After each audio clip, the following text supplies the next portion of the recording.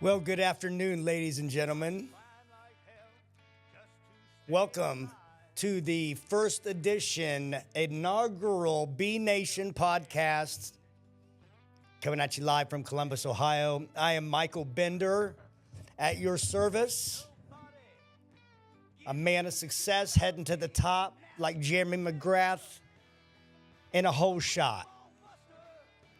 Right now, you're listening to the single I came out with about 3 years ago in Nashville called Nashville Winter. Nashville winner, a real ball buster.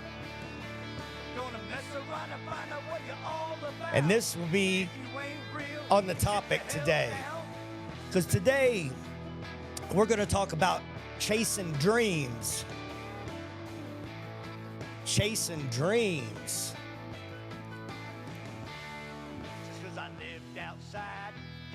Dream chasing is one of the funnest things I have found on this earth, and I've done a lot.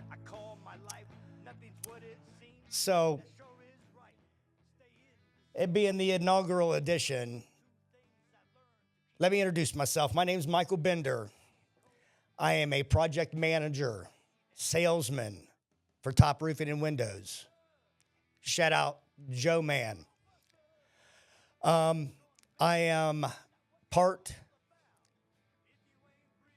legality part. I go in halves with Joe on Second Chance Summit. And we are a life coach, provider, motivators, workshop givers. And we want to show everyone exactly what it takes to be successful and to hit that next bracket and that next level. And it's really not that hard. Anyone who's ever read Think and Grow Rich knows that biggest thing starts up here. So chasing dreams, I can go into my story and give my lead, which I'm going to soon. But I got 10 months sober from drugs and alcohol. Before I came across this platform, I was living behind the 7-Elevens, pavement, wherever I could, outhouses, wherever I could find it. But dream chasing. The story that I'm going to tell you happened before I even got on my ducks in an order. But to be honest with you, I don't want to talk about no bad stories. I want to tell you about what happened in my recovery and how I got to where I'm at right now. I swore I would be the guy that wasn't going to perfect my podcast. If it was being recorded, that's a wrap. That's what we were doing. And so that's what we're going to do. Man, recovery. Isn't that badass? Isn't that badass knowing that no matter how bad you screw things up, that you can fix it? There's only one way that you can't fix it. And we all know that way. That's the only way. Even if you're behind bars, you can still fix it. See, I had January 22nd of 25. Yeah, January 22nd, 2025. The night before, man, I got blackout drunk, woke up, didn't know where I was. It was freezing cold out that night. It was one of those nights, it was like negative 10, negative 20, and I didn't have no place to go.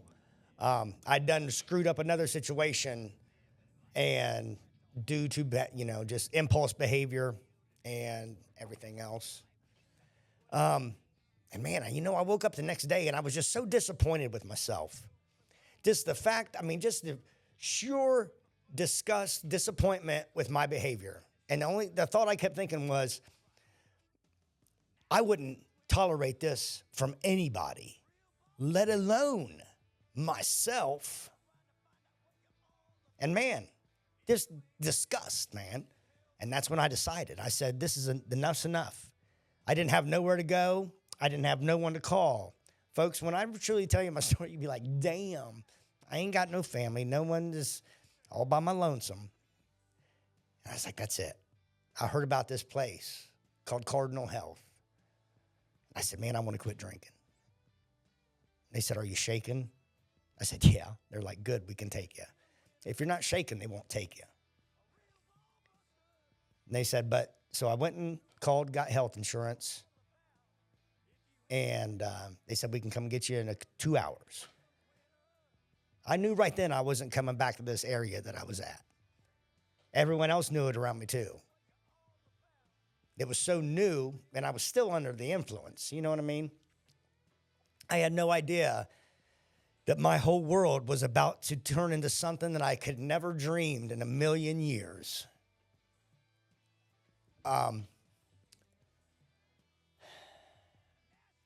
So they took me to a detox center. And a detox center, for anyone don't know, is a place where you go to withdraw from whatever you are withdrawing from.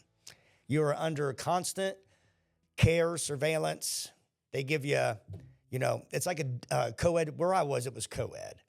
So you had a girl's side, you had a guy's side, but we shared kitchen, living room area, food, being homeless. And then getting to a place, now think about this. I had to fight for my meals, folks. And then I get into a place where I can eat all I want.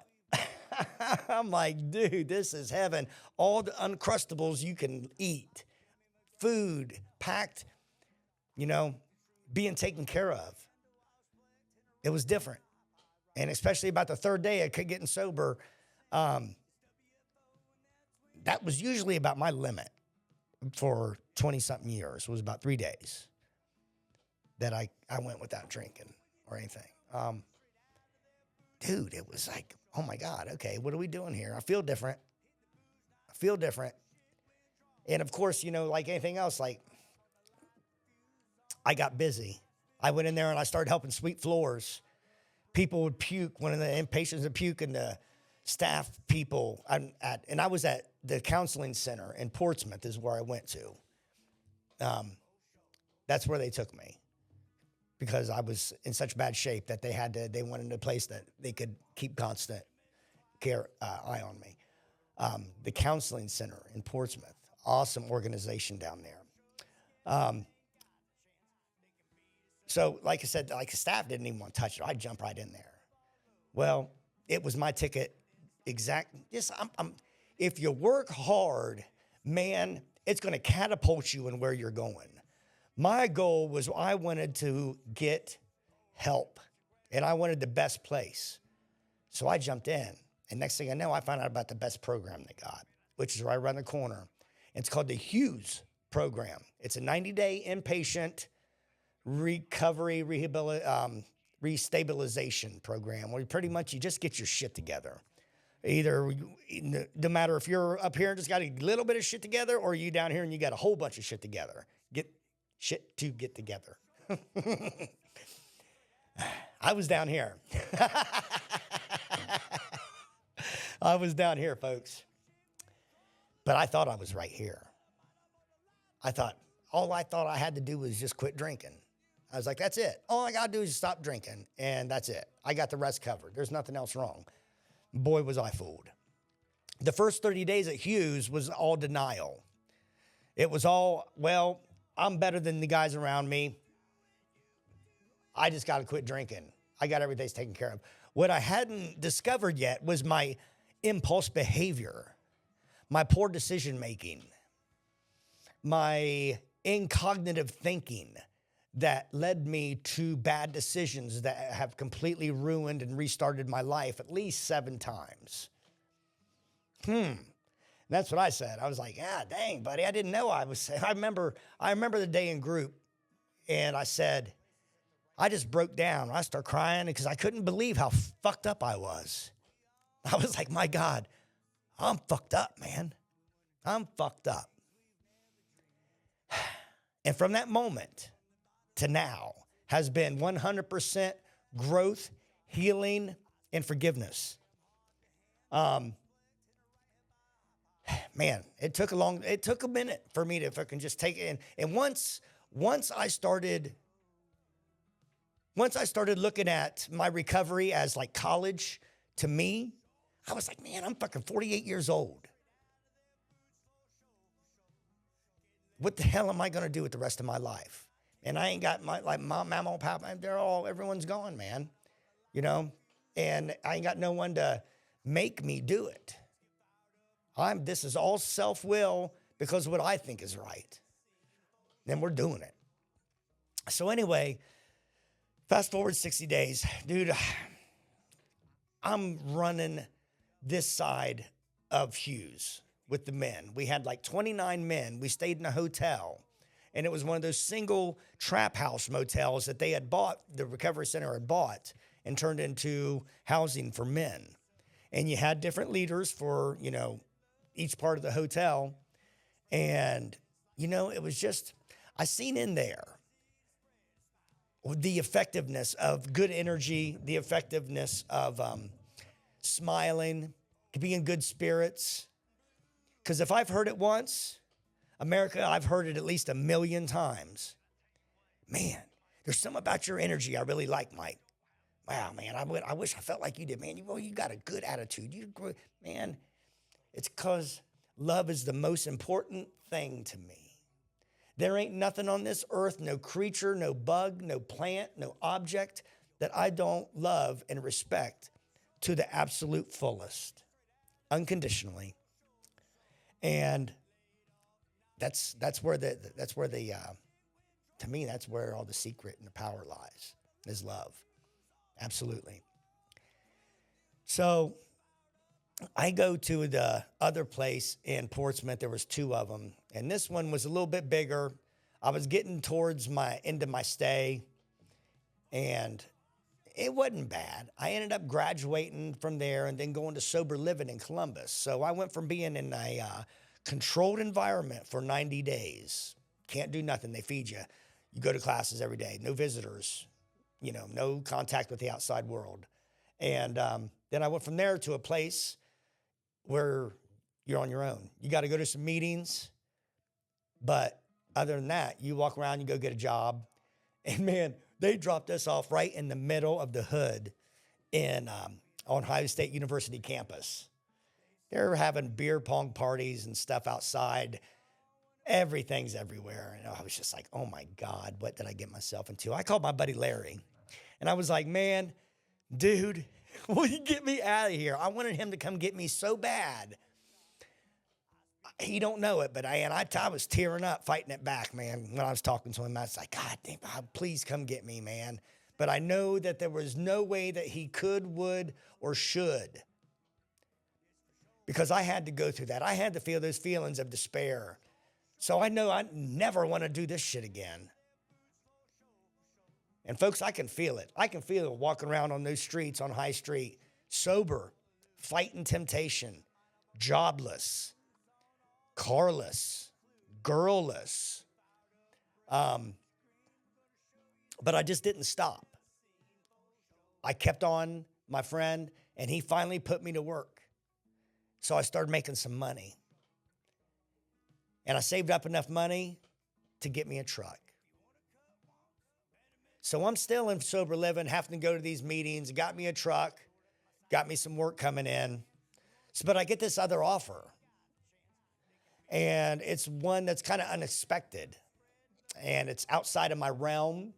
I didn't feel comfortable with it whatsoever at first. But as fate would have it, you know, I love my job, dude. Being a project manager for Top Roofing and Windows has been the most fulfilling thing I've done. And I've recorded music in Nashville. I've worked on the Keys. I've been all across this country. And this is the most fulfilling job. Here, listen to this. I was telling somebody about this. Listen to this. Hold on. You know, I want to to tell you, you Listen to this. don't ever stop believing in what you're doing because you are your biggest critic. For sure, when you're This not is my other single, For Sure, For Sure. You can find both singles on Spotify, iTunes, iHeartRadio, YouTube, Michael Bender. Thank you so much. This has been great. So back to Joey and Top Roofing, and they get in here. And so he hires me to be project manager. And my first day out on the job, now let me back up and tell a story about how I started. The first day he offered it to me, he's like, man, this is going to be great. You're going to be great at this. The way you talk to people, you're going to be great. So I go out and I knock doors for maybe like a half hour. Get rejected every time. And I tell Joe, I said, Joe, I really appreciate the offer, but I don't think this is going to work for me. And he's like, have you tried it? I said, not really, but I'm cool. So that's where I started from. So now I'm project manager. All I got to do is watch these guys. Well, here comes Mr. Sellerman. Very first day, I got, 3 appointments before 7:30 in the morning. And the rest is history. Man, I fell in love. I fell in love with selling. I fell in love with making money. I like it. I like being successful. That shit's badass. And, yeah. And just, the grind. Now it's a continuous polish trip. I know damn well that I can look at a picture of me no matter where I'm at right now, and I feel like I've got it going on right now. But if I, 5 years in the head, looking back, I'm going to be like, God damn, what was I thinking? Oh, my God, dude. I can't believe I was doing it like that. And it's like that every time. You're like, oh, it's not going to be this time. It's like that every time. I don't care what anyone says. It's crazy. I cannot believe I wore my hair that way. We wore that. I can't believe I was doing that. And, yeah, so you know what? How much fun this is. Changing the world one awareness at a time. So I wanted to do something today, something that we did. I'll just show you, okay? 10 gratefuls. One of the tricks to accessing these manifestations is being grateful. So I'll start mine. My 10 gratefuls, and you can do yours on your own. I definitely want to give God first and foremost respects as number one, grateful. I'm so grateful he gave me life, breath, courage, energy, and just the strife for right, okay? I want to give thanks and gratitude for the United States of America, all the veterans, everyone who's fighting out there for our freedom, that we can have these podcasts, that we can talk and not be martyred. We can say we love Jesus Christ and not be martyred. I'm so thankful for my health. Thank you, God, for my health. I'm so thankful for a roof over my head. I'm thankful I got a motorcycle to ride. I'm thankful that I have work. I'm thankful I have functioning limbs. I'm thankful for my shoes and my boots. I'm thankful for everyone out there watching right now. I'm thankful for having this platform, for you taking your time. And I'm so thankful to know that God is going to take care of everything with faith. And works equals miracles. Real life, real time. That's how it's done. Let's see. Interesting. So I was pre-recording the episode like before this, and I hit that spot and I froze up like a freaking popsicle and just went ahead and just edited it out. I was like, oh my God, I can't do that because I've got to have this first session in. I want to have this first trip with you guys. There's so much to talk about. There's so much to learn. I've been asking some guests to come on. B Nation. It's going to be under Michael Bender. I'm just going to publish on there, but I really like the name B Nation. Tell me what you think, or if you got a better name or something. I'm always up for constructive criticism and ideas, because that's how we grow. Iron sharpens iron. So I want to give my buddy Marcus a shout out from yesterday from Cantina Mexicana Restaurante. Super cool dude. Met him in the parking lot, chatted. We said some warrior things to each other. Really encouraging. God bless you, brother. I hope you're doing well. I hope this finds you peacefully. I want to give a big shout out to John Goodburn and success to what all he's doing. Shout out to you, buddy. Keep up the good work. I know you're doing great. You always do. This is one of those guys, gentlemen. John, go and look him up. He leads by example. He's one of the fittest men I know at his age, and just a firecracker, and just a wonderful, wonderful man. Absolutely. Absolutely. And we all know we got to give Top Roofing a big shout out. So what I'd like to do is get some sponsors for the show. If you feel like that your business would benefit from our airtime, which we are viewed in about every country across the world, and spread it all across America here. There's a very wide range viewer placement on this earth. I cannot believe I just totally messed up. Am I allowed to take two? Am I allowed to take two? Take two. Yeah, they're placed all over the earth. Oh my gosh. This is what's going to be in one of our workshops. How to not give a crap what people think about you. And I'm just going to go back to one of these episodes. Don't be afraid to mess up. Oh, America, guys, B Nation, come on now. Let me hear you. Don't be afraid to mess up. If you don't fall on your butt, you're not swinging hard enough. No one else is going to get you where you need to go but you. You are the only cheerleader you should need, because no one else gives a crap. They're not going to push you when you're not doing it right or pushing hard enough. So you got to become your own life coach. We all have to be our own life coach. That's just simple as that. Absolutely. So we said our 10 gratefuls. Got a cool week coming up. A lot of builds. Super excited. I'll sign off with this. Thank you from the bottom of my heart for everything, for tuning in, for giving me your support. America, I love you. I love you, America. And you know what? I'm all about this world peace. That's our whole goal, is world peace. Everyone get along and love each other. How's that sound? Don't sound too bad, does it? All right, y'all. I will catch you later. Stay tuned.